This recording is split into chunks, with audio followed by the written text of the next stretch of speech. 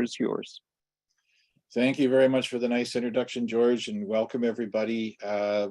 I may be clearing my throat upon occasion. I apologize for that in the recordings, but I'm just recovered from COVID, so and nothing tastes like pennies anymore, so that's good.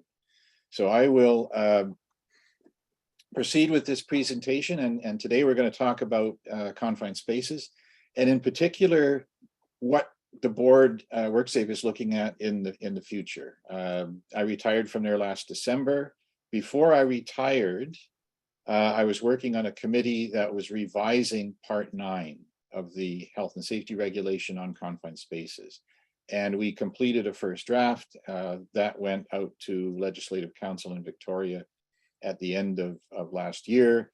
And I've been out of touch a bit since. I don't really know how it's been going. I've heard that they've had the response back, but the board has other priorities with regards to regulations, so it's unlikely that the confined spaces piece is going to get off the ground for quite a length of time. It might even be a couple of years. So the stuff that we sort of discussed today likely won't be much of an issue for a couple of years, but you should keep in mind that regulations do change, they are revised, and there are some issues that have come up over the years since the confined spaces regulation was written in 1998, I believe, so it's well over 20 years. And there are some things that have come up in the interim that have caused some issues, and we need to look at those. There's nothing wrong with Part 9 as it exists. It's a very good regulation. I've heard from a lot of other experts that it is one of the best in the world. And if you follow what's in it, even though it's really prescriptive, you're not going to kill anybody in a confined space. So as we go through today and we talk about some of the unfortunate accidents, you'll see likely that the reason that these things happened was that people were really not following the regulation, either because they didn't know, or they had supreme confidence in their own abilities, or they were just doing it wrong. So moving ahead, whoops, moving ahead slowly. There we, whoops. Why is it going down to questions? So we're going to do it this way. So why do we care about confined spaces? Well, if workers get into issues in there, there are serious consequences, and there have been a lot of deaths in confined spaces in BC. There have been 18 people who have died, workers who have died since 2000 and more before then. And this is just a table that's sort of an ongoing catalog of workers who have died since 2000. And you'll notice as you look through there, we won't be talking about all of them, obviously, but a few of them. And a lot of these are due to hazardous atmospheric problems, low oxygen problems. There are a few that are engulfment. And that the last deaths that we had in confined spaces were in 2008, a couple of years after I joined the board. 3 workers at a mushroom composting facility. We haven't had any deaths in confined spaces in BC for 14 years. So some people might like to think that it's because we're doing a really good job. I like to think that. But I think we've been lucky. There was a recent incident in agriculture that basically was a very near miss, and likely luck that nothing more serious happened than any other reason. So just to give you an idea what some of these incidences have entailed here, here is workers die in a barge in 2003 in Vancouver, and a lot of workers die in barges. Barges contain void spaces, flotation compartments, they're wet inside there, there's lots of steel rusts, and as a consequence, the oxygen is used up. Workers go into these things, they're either not aware of it and succumb, or they are aware of it and they succumb anyway. And in this and in many other situations like this, the worker enters first, they don't return, and then they send people in to rescue them. And in some cases, these people are untrained and they go in and think they can bring the worker out. They end up being victims. In other cases, these workers are trained. And I have heard of rescuers who couldn't fit their SCBAs in through the hatchway, who then took them off to go in and try and rescue, and were succumbed as a consequence of that. So in this 2003 example, the first worker died and 3 other workers, one escaped. So lots of atmospheric stuff like this going on in North America. And you sort of wonder, all you can do is get information out there and training and make them realize. But people, especially when their friends and colleagues are victims, have a tendency to forget all of that stuff with in the zeal to try and rescue them. And rescuers being caught is a real problem. Some of these incidences involve engulfment, entrapment, and in this one in 2004, a sawmill worker died in a waste hog chute. He went in there, tried to clear out the blockage. It engulfed him and didn't bury him and suffocate him. He suffocated because when his chest was compressed and he couldn't breathe. The real sad thing about this case is that you can see down here, there's a door. This is where the worker got in. And when he was engulfed and standing there, his feet were still sticking out. And his coworkers walked by to see if he was okay. They could still see his feet and his legs, and they figured he was fine until too much time had passed and they realized he had died standing up in there.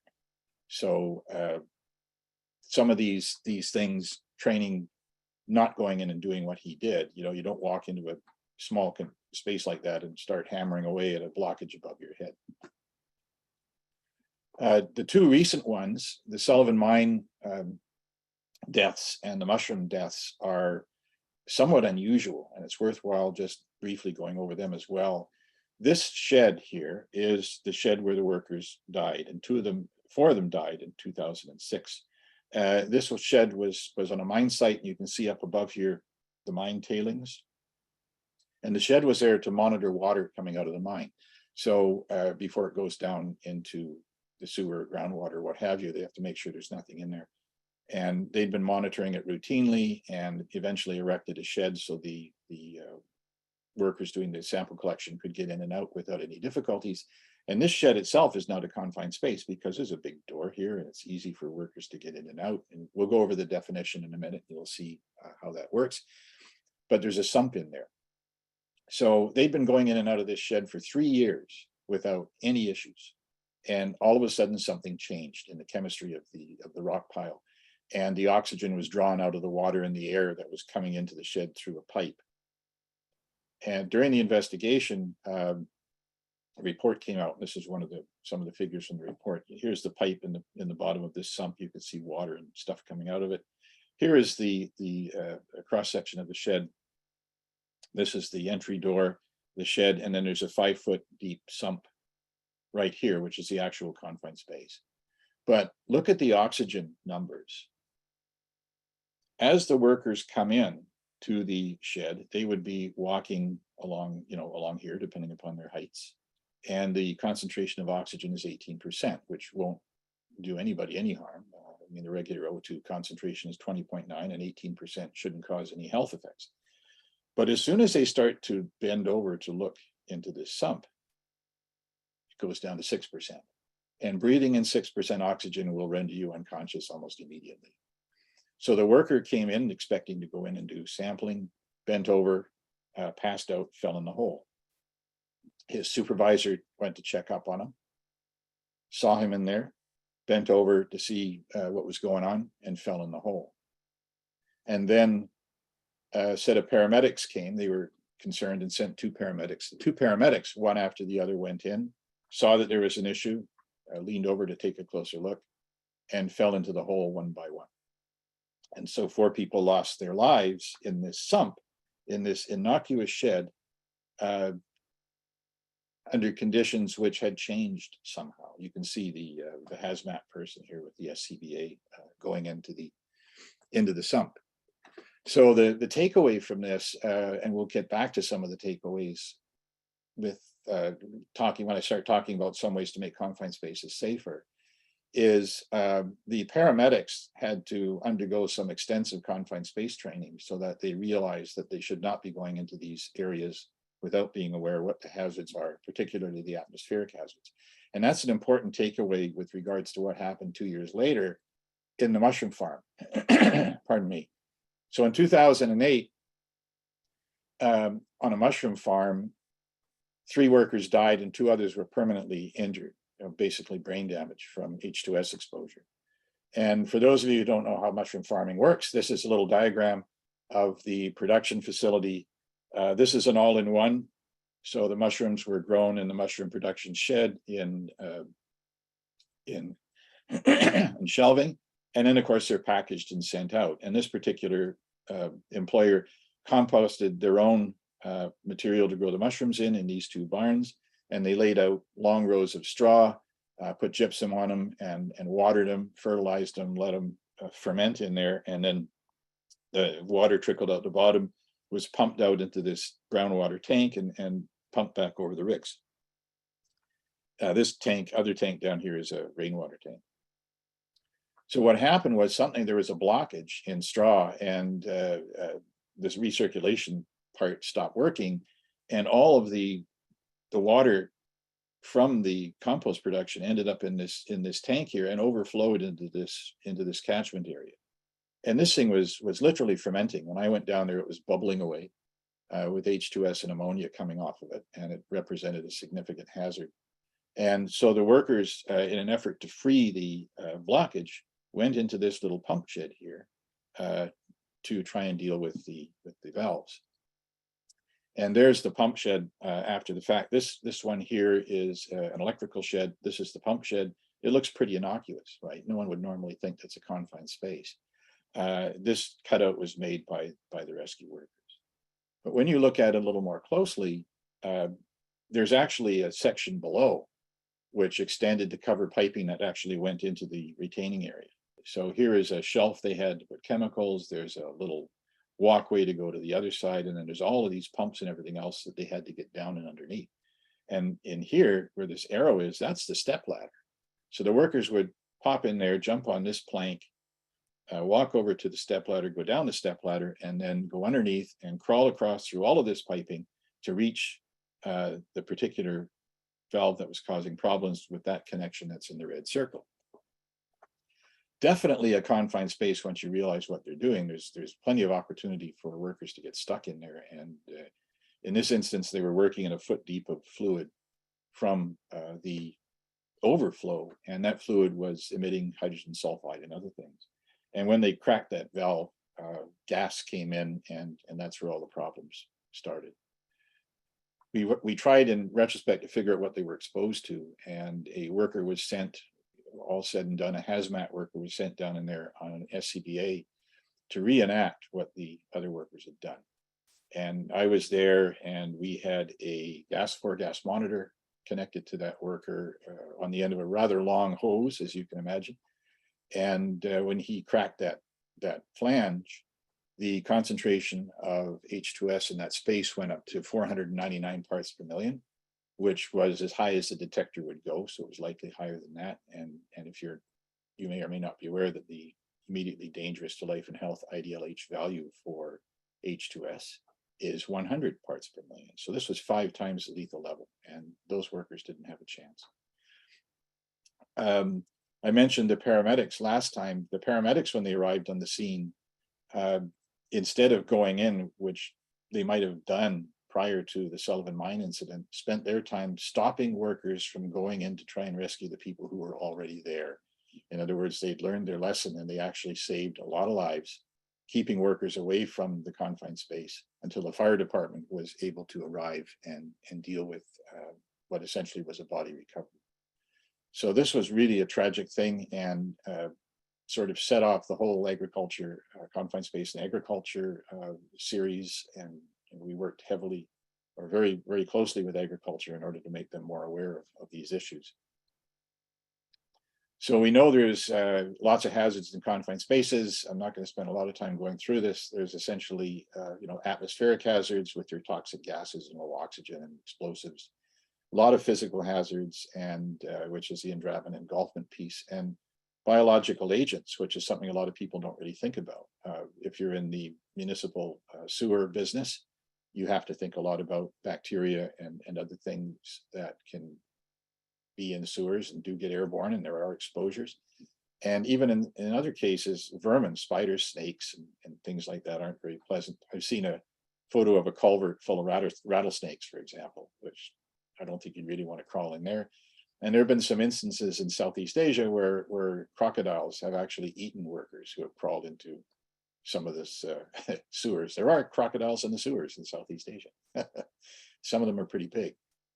So all of these hazards need to be looked at as part of the regulation, and which is a good segue into what the regulation itself is. And the purpose of this talk is not to go over the regulation, it's to look at some of the issues associated with it. But if you're not already familiar with it, it's the Occupational Health and Safety Regulation Part 9, and it lists a whole pile of things that need to be done, including the development of a confined space program, doing hazard assessments, writing work procedures, and then you have all sorts of very prescriptive things associated with locking out piping, testing, and ventilation and rescue. So all of that's in there.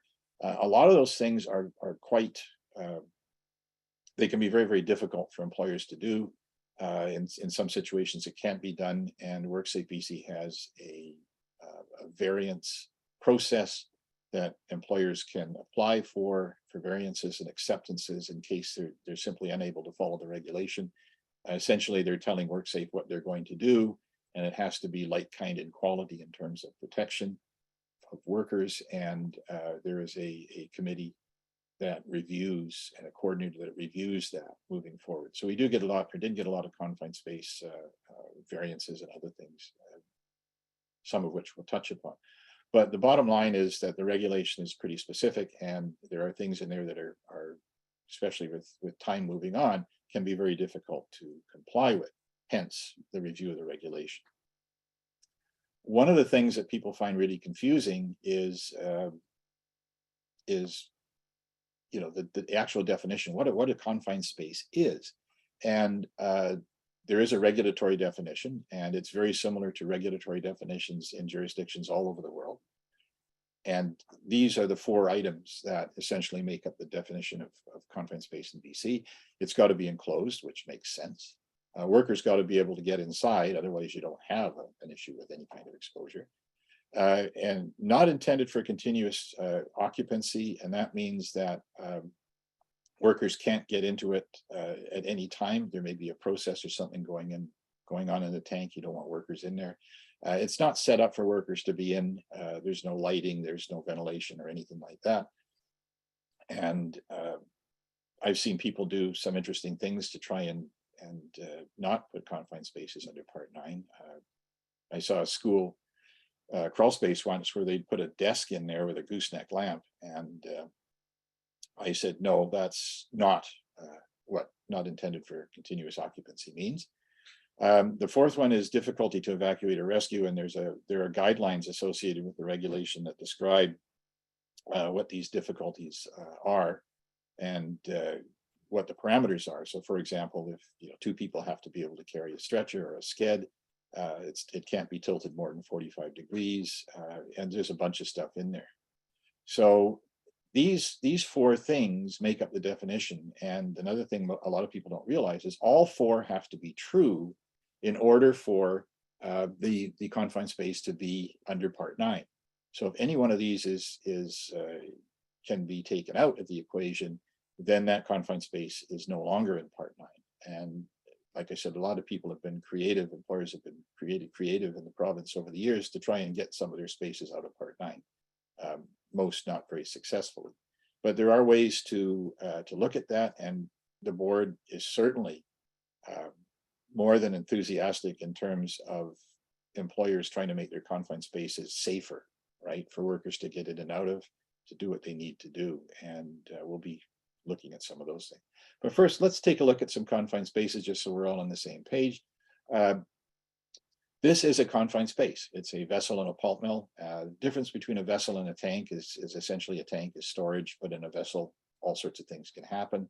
There's lots of pipes going in and out of this vessel, you can see, and there's an opening down here that workers can get in and out of. So this is a confined space.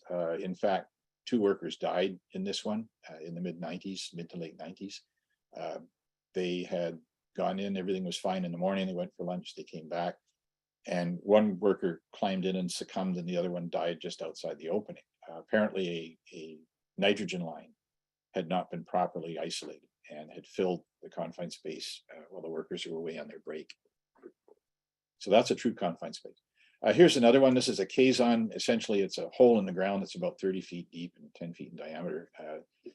These caissons were for the support structures for the SkyTrain system. And so these are deep holes. Workers have to get into them. You can see there's a ladder here, ventilation hose. There's a ventilation hose here. I took these pictures and put them in just as a note that when you have ventilation outside of a confined space, you've got a fan. You really want to, especially on a construction site, discourage contractors from parking their trucks near there. And in fact, space on a site can be pretty tight, and they tend to stick their trucks wherever they can stick them. And one of them stuck their truck right next to this intake fan, idling away. So I had to chase over there and tell the guy to move on, because we were pumping nice gasoline fume laden air into the workers. They didn't appreciate that very much. Here's a typical tank. This is in a sewage treatment plant. This is the black part here is the outside of the tank, and here's the hatch right here. This is a typical confined space. You can see the height of the hatch off the ground, which means that rescuers might have some difficulty getting people in and out, not to mention the size of the opening, which you might be able to get a stretcher in and out of, but it's going to be pretty tight. So that is another typical confined space. So hopefully you're sort of building your repertoire up here, because we're going to test your knowledge in a couple of minutes. This is a sump. This is another typical confined space. There's a ladder going down into it. There's a lot of piping in there, and this would also fall under Part 9, as a lot of sumps and other similar sorts of below ground structures do. Now, so we're going to have to see whether this works or not. We're coming up to our first poll. This is a sewage treatment plant, and there are in a sewage treatment plant a number of these very large sloughs that connect essentially to the water outside, and big gates control water motion in there. The only way workers can get in and out of this thing is by being lowered into it. And so that would be, can we set the poll up? So here's the first poll. Is this a picture of a confined space? And you've got the answers are yes, no, and I've given you an out for undecided, for people who are undecided. We'll let this go until we get about a 70% participation. And I think we got over 70% already. What do you think? People are changing their answers?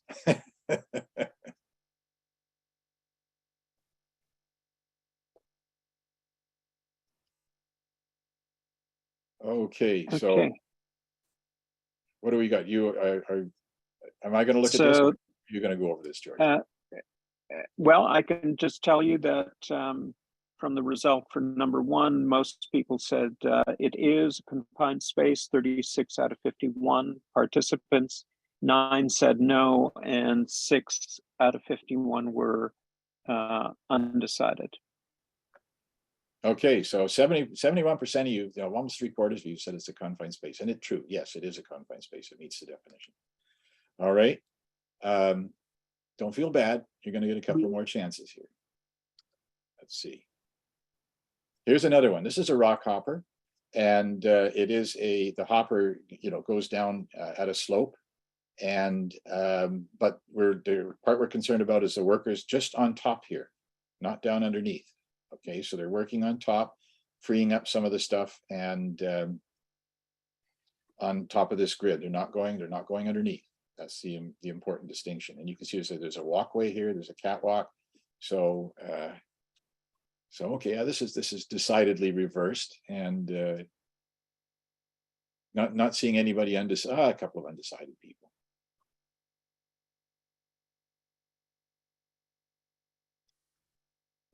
So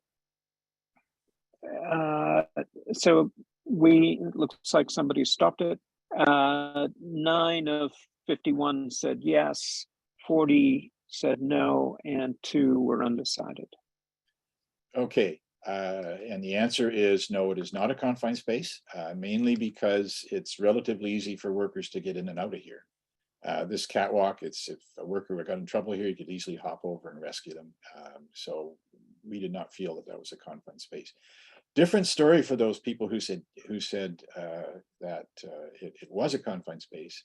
If this grid is removed, if this grid here is removed, and they have to go below that, it's a different story. It now becomes a confined space in Part 9. So the point is that some of these spaces can change their classification depending upon the work that's being done in them. So, all right, now things get a bit testy. This is sorry, go ahead. I said, this is a large tank that is used for composting straw for the mushroom farming folks. And, you know, you can drive a cat into this thing. It has a big door on it with a little sign that says, you know, vent 15 minutes before entry. Would that tank be a confined space?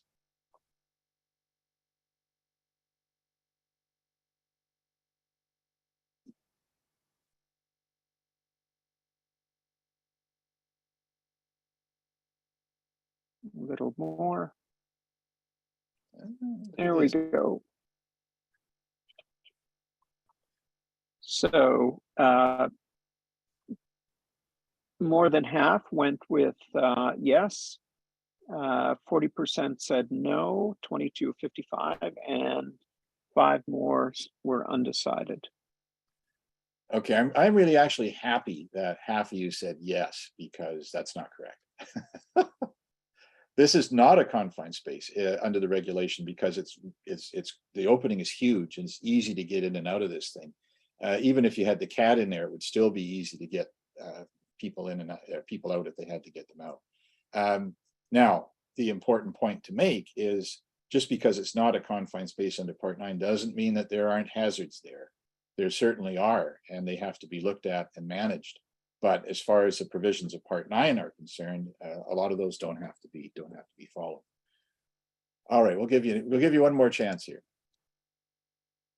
This is a maintenance shaft in a dam, you know, big hydroelectric dam, and so this thing is a ladder goes down. The shaft is quite deep. There are catwalks, lights, and all sorts of things in there, and there's lots of ventilation because there's lots of wind and stuff moving through the dam. Oh, look at this. The pole is rocking here.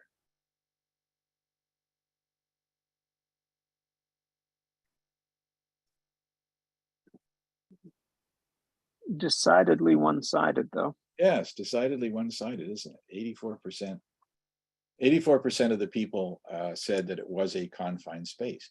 Well, you know, to tell you the truth, the employer agrees with you because the employer actually has this as a confined space as part of their program. But as the officer and I who went to this site pointed out, it actually isn't, because this is one of these situations where this confined space is set up for continuous occupation by workers. So all of these catwalks and railings and ladders and everything else like that means they can get in and out of there whenever they want to do whatever they need to do. There's even lighting in there. Ventilation isn't a problem. So the employer could have easily turned it around and said, no, we don't think this is a confined space. But just like the tank, it doesn't mean that there aren't hazards there, because certainly there's a fall protection issue as they have to get down these ladders into these things. So I wasn't doing this to trick you. I was doing this to point out that it can be very complicated to determine the real status of some of these spaces with regards to what the regulation is actually asking for. And there are lots more of these too. In fact, there are so many spaces that are controversial that shortly after the regulation was written, a guideline came out excluding some of them because employers were just saying, look, it's ridiculous. I can't even go in and clean my swimming pool without treating it like a confined space. Or crawl spaces in schools where there's plumbers and electricians and stuff go down in there all the time. To have to treat them as a confined space under Part 9 is really onerous. So a guideline came out which listed a series of these confined spaces, crawl spaces, excavations, attics, disconnected, open construction, storm sewer stuff, elevator shafts. Can you imagine if you had to treat every elevator shaft as a confined space and getting in and out of there? Or an HVAC plant where workers go in to change filters, you'd have to treat it like a confined space. So the board realized that there were spaces that the regulation really wasn't going to work on, and created this guideline, which is they're ancillary to the regulation, where some of these things were excluded. Now, the problem is, it isn't a get out of Part 9 free card. You can't just say, because it's in the table in a guideline, we're not going to be concerned about them. The employer still has to look at these and determine whether or not there are certain criteria that need to be followed. So are there hazards that could creep in there? Let's look at some of these, and then I'll show you quickly what the table looks like. You should get used to using this if you're doing confined space work, because this issue of excluded spaces comes up all the time. So things like, for example, swimming pools. Here's a guy in a swimming pool, and he's just draining some water up. Now, it would be different if the swimming pool where they were changing the liner and creating all sorts of hazardous gases in there. That might change things a bit, but essentially swimming pools are not considered confined spaces. Elevator shafts, workers go in and out of these all the time, into shafts, doing repairs, adjusting equipment, monitoring other things. And so despite the fact that, yeah, there are hazards in there, they're not covered under Part 9, again, provided that the employer does certain things, as you'll see. New construction, this is what they're talking about. These are open forms for manholes and piping that workers are in and out of, doing finishing and hooking them up. Those are not necessarily considered to be confined spaces, nor are crawl spaces that are properly ventilated. And every elementary school, high school, they all have these things for the most part, and there's work goes on in them, and we'll get back to crawl spaces in a minute. But ceiling spaces, same sort of thing. Workers are in and out of there all the time, electrical, plumbing, and it would be really inconvenient to have to employ some of the provisions of Part 9. So as I said, there's a guideline, G 9.1-1. I recommend that you take a look at that. They say that these enclosed spaces that are listed are not confined spaces, but they must satisfy specific exclusion criteria, which is what the employers all forget. So they have to look at the table in the guideline, which lists in one side, the confined spaces, and the other side, these criteria. And I'll just show them briefly to you so you get an idea what they look like. And if these exclusion criteria are met, then the employer has to have a rationale and put it in writing and run it by the Joint Health and Safety Committee. And then everybody agrees that these are not confined spaces under Part 9. And when an officer goes on site and asks these questions, often the employers will say, oh, well, they're excluded because they're listed in the guideline. And they completely forget that they have to have this rationale. And so here's the actual table from the guideline. So here are the list of the things that we actually looked at. And here are all of these exclusion criteria. And if you read them, they all concern, okay, what is the atmosphere going to be like in these spaces? And is it going to have contaminants in it? So things like clean respirable air, no potential for high or moderate hazard atmosphere, no need to ventilate. If you need to ventilate it, there's a problem. No potential for hazardous substances to migrate through any media, free of residual stuff, no risk of entrapment, and et cetera, et cetera. So there's 9 items here. So essentially, they would have to look at their crawl spaces, run through those 9 items, and make sure that none of them are going to affect the confined space, and they have a document with that, and then they can exclude the confined spaces, but not before. So that's something that you're going to run into.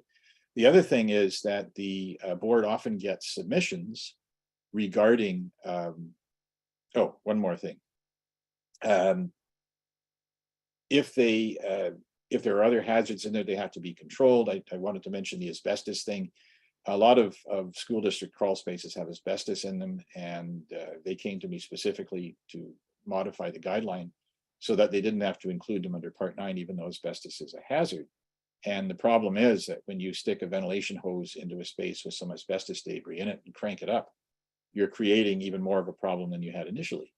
And in fact, asbestos, believe it or not, is in the atmosphere is not a high hazard atmosphere, because the way it's defined, high hazard atmospheres are those where workers can't escape if the controls fail. In other words, asbestos will not immediately and acutely affect the worker. Those effects come later, long term, and we want to protect people from that. And so even though the space might be out of Part 9. If there's asbestos in there, they still have to wear the appropriate personal protective equipment. And all the regulation still applies, folks. It's not a get out of regulation free. It's a just, okay, Part 9 doesn't apply, but there's all sorts of other sections of the regulation that do.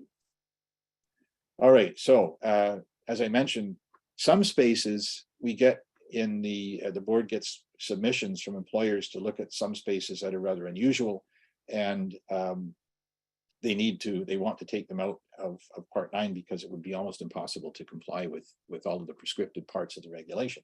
And WorkSafe has a committee, a confined space exclusion committee. I served on that committee, until I retired. And the employer makes submissions about some of their spaces and what work that they do, and the committee looks at that and can get back to the employer with a exclusion for them, usually alone. And if there are lots of employers that have same issues with all of these spaces, then they might add an item to the table in the guideline. So this was interesting because we have these wind turbines cropping up all over the place now in the province, and they actually contain a number of confined spaces. So most of these turbines have a basement, which is below ground, accessed by a hatchway and a ladder, and can contain a number of things that are potentially hazardous, including SF6, which is a coolant, and can drive oxygen out if it leaks.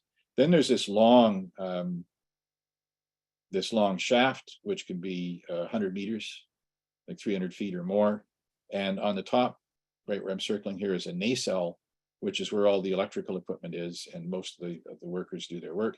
And then they have the blades and the hub that the blades are attached to.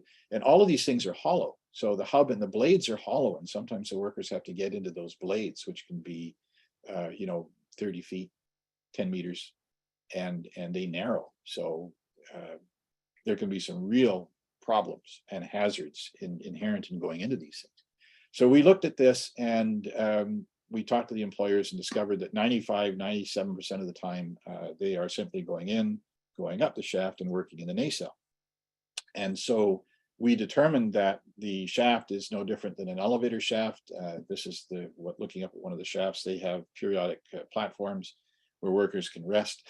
Certainly there's a fall protection issue, but working your way up 300 feet, trying to meet the provisions of Part 9 are kind of difficult. So some of these things even have lifts in them, little mini elevators in them to get workers up there. Those are the newer ones. And when you get up to the nacelle at the top, the nacelle actually has a lot of open spaces. It's been designed for workers to work in. It has lighting, it has bench tops where they can put their equipment, and it has hatchways that can open up for ventilation. So we concluded as a committee that the shaft and the nacelle were not confined spaces under Part 9, but the hub and the blades and the basement were. So you could split it apart. And the employers were really happy because it saved them a lot of trouble getting their workers in and out of there as they do on a routine basis. So that's a wind turbine. The other ones we look at is a lot of the agriculture stuff, and feed mixers, as you saw from that list, the committee added it to the guideline because there were so many employers using them. And technically they meet the definition, but these things are out in the middle of a field and very difficult to, when you're out in the back 40, to bring in ventilation equipment and stuff like that to ventilate them. And there were some special provisions. They still have to disconnect them. Usually they're connected by, they work because they're connected through the transmission shaft of a truck or a trailer. And so they would have to disconnect that before they leaned in to pick up whatever they need to pick up. They don't actually go in them, but they sometimes get twine and other things from the bales of straw mixed up in there that they have to pull out. And it doesn't mean that there can't be problems in these. In fact, we lost a worker who fell into one of these a few years ago and was killed. It wasn't a confined space problem. He fell in, it was a fall problem. He fell in from outside. This thing was operating, so in fact, it was difficult to identify who the worker was. They had to, believe it or not, go to the family, and the worker had a wife and 2 children, and they had to take blood samples from the children and get DNA in order to positively identify the worker who had died.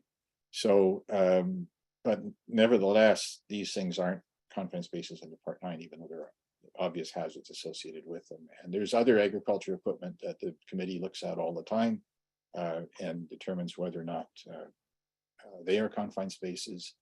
And if they are causing a problem, then it can be added to the table as well. So last few minutes, looking ahead at some of the issues that the committee revising the regulation looked at. We get lots of petitions in from employers where they're having difficulty with the current regulation. Some of us bring in stuff personally that we've run into. The consultants send us information that they run into. And all of that is used by the committee when rewriting and reevaluating how a regulation needs to be changed. The other thing you need to look at is what guidelines are there to the old regulation, and can those guidelines be incorporated into a new version? And the answer is yes, and that's what Legislative Council likes, to see those guidelines disappear and be incorporated into the reg. And one of the things that the committee looked at was this, which was the excluded confined spaces issue, and trying to incorporate what we've just talked about into a new version of the regulation. The board is also in their hygiene regulations looking at risk, assessing risk rather than hazard in terms of approaching it. The current confined space regulation looks at, part 9 looks at hazard assessments, and we need to sort of change that over to an assessment of the risk rather than necessarily the hazard. And we've done that for a couple of regs already, mainly the silica and the lead one, which are the most recent hygiene regs that I had the opportunity to work on. And we're looking at risk-based approaches, which is really how we need to do our thing. We also look at the isolation and alternative measures piece. A lot of things can't be isolated. Municipal sewers, for example, if you try and block a sewer, the people upstream become really unhappy because the fluid has to go someplace and it usually backs up into their houses. So a lot of the work has to be done with the sewers flowing. And so since you can't isolate it in accordance with the regulation, and we'll talk about that in a bit, I'll just show a quick slide of that. You have to be able to come up with work procedures that are going to protect those workers. So there's an isolation piece we're looking at. The definitions of low, moderate, and high hazard atmosphere are tied into this thing currently called clean respirable air. And clean respirable air has a bit of a problem nowadays, because although oxygen 20.9 is good, no measurable gas or vapor that's flammable, but this issue with the air contaminants and concentrations exceeding 10% of the applicable exposure limit is really problematic. We're almost up to 900 different substances in our table of exposure limits, and many of these in industrial facilities will exceed 10% of their occupational limits.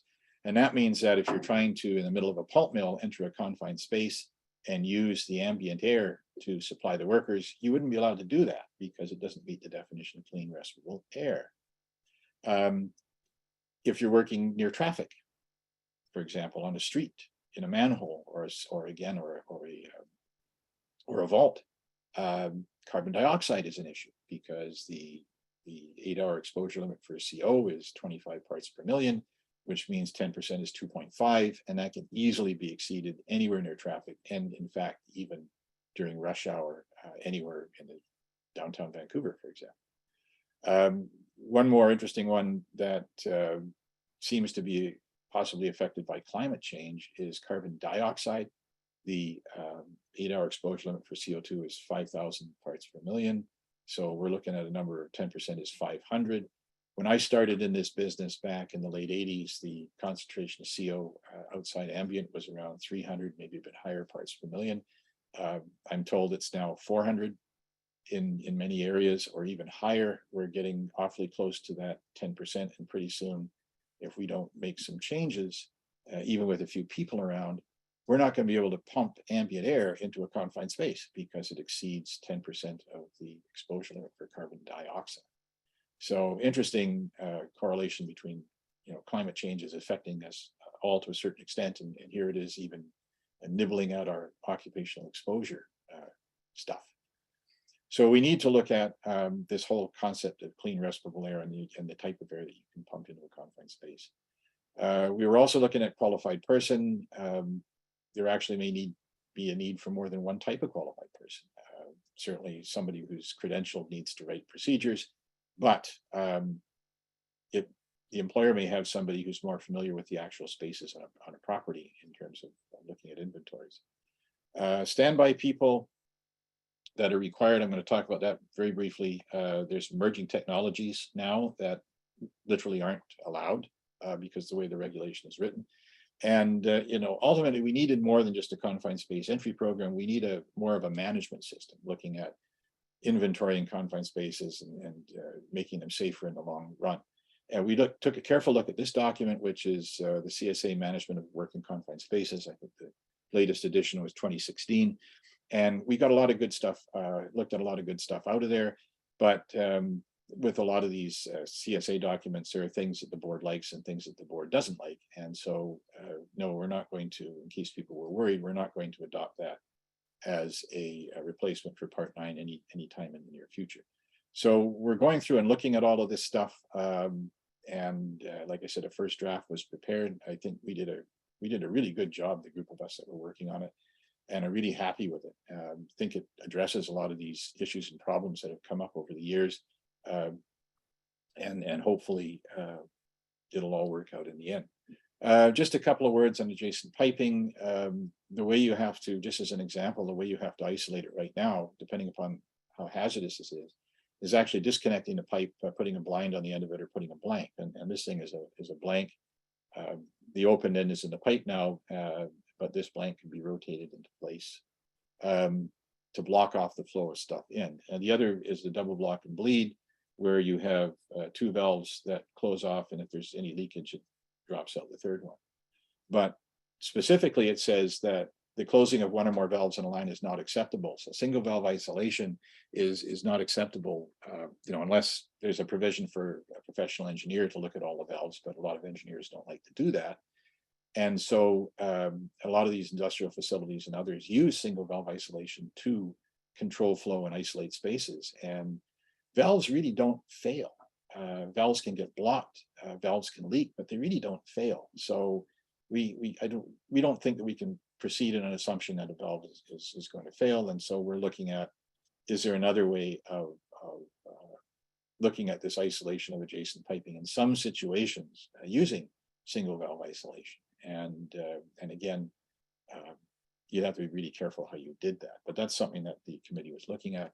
And lastly, standby people and emerging technology. The standby person right now in a moderate hazard and high hazard atmosphere has to hang around the entrance to the confined space, which can be a problem. For the standby person themselves in an environment that is maybe too cold, for example. So if you're up north, and we have a bunch of projects up north, and there are confined spaces that can be isolated from or entered from outside, the standby person, it's -20 or -30, is not going to want to stand near that space for any length of time. Otherwise, they'll suffer from hypothermia. And in fact, the employer actually built little shacks for them, heated shacks for them to duck into to warm up. and that could be a real problem. The other problem is some facilities like in oil and gas and even in shipbuilding have a lot of confined spaces. In ships, for example, a big boat, you can have 100 to 200 confined spaces as these things are being constructed. And that would literally mean you'd have to hire a couple of hundred people just to watch the confined space, which, as far as expense is concerned, is really difficult for the employer to meet. And oil and gas industry has been using some of this new technology for many years now outside of BC. The vendors of the instrumentation have come to WorkSafe, and they've come to employers, and employers have made, again, applications to WorkSafe for variances to use some of this stuff. There are cameras that go in confined spaces. This is a blackline 4-gas tester that actually works through either Wi-Fi or satellite and can relay the gas monitoring results to a separate external control area. And these things have emergency contact stuff. Some of them even have radios and accelerometers built into them. And then you have RF tags, radio frequency tags, which can be used to monitor workers moving in and out of confined spaces. And they even have buttons on them, so workers can press the button every 20 minutes, or, for example, to show that they're okay. So with this kind of technology, you could literally set up standby people in a trailer that's away, a little way, still within access of it, of a lot of confined spaces. And they could monitor workers from there without having to have a whole pile of people possibly exposed and vulnerable and still keeping things safe. Like I said, they've used this technology in oil and gas for many years, and it's worked quite well. Just a couple of slides left. Basically, one of the things we want to start looking at is how do you make these spaces safer for workers? And here's a list of things you can do. Barriers and signage, obviously, but moving equipment outside the space, like pumps and agitators, so you can pull them in and out without workers having to go in. Clean in place systems, which a lot of tanks have in the brewery industry, for example. A lot of the tanks have clean in place systems, which are water spray systems that clean the tanks. Installing augers to break up bridges in bins. Grain in bins can solidify a little bit, and the old method of breaking those solid chunks up was to send a worker in from the top in a bosun's chair to jump up and down on them. Not really long-term, not a really good long-term job. Relocating openings on the side rather than the top and making the openings bigger. Installing ramps or removable stairways into vaults or pits. Again, these are ways of making it easier to get in and out of some of these spaces. Here's just a couple of examples. Here is a in-place system to remove these blockages. These are engineered design systems. So from outside, the worker can send an auger up to break up the blockages. Water treatment plant, remember this one? Everybody thought it was a confined space, and it was. What they've done creatively is put stairways in. And these stairways lower into place, and there are railings that go on, and the workers can get in and out a lot easier, which meets that number 4 rescue provision.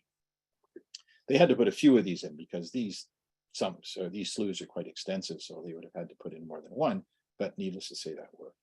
And a final look at our pump shed. And in sheds where there might be a risk of gases developing, things like checking for toxic gases, moving your controls and pumps to the outside so workers can get at them without having to be involved in a confined area, and installing ventilation fans. So these are all ways that this can be improved. And in fact, the mining industry across Canada has installed ventilation fans in sheds where mine water comes in. So they will, before the workers go into these sheds, they will now, because of what happened in Sullivan Mine, and will turn these ventilation fan on. And then they also have an oxygen monitor to check when they go in. Because a lot of these mine processes, they'll bring water down from the mine and they'll run it through a generator to generate some power, but it can be low oxygen, and so they now all across the country have instituted this because of what happened in Sullivan Mine, and I think that's a very positive thing. So I know this has been a bit long, but I hope that you've got a sort of a general idea of kind of some of the issues that the WorkSafe has been dealing with and employers have been dealing with regards to confined spaces, and a bit more familiarity with them, and look forward to some of the changes that issues that we're trying to address and changing the regulation. And again, this is not something that's going to happen right away. It's going to happen sometime hence. So you don't need to worry about it right now. The existing regulation is the existing regulation. So with that, hopefully we'll have a few questions that we can answer in a few minutes.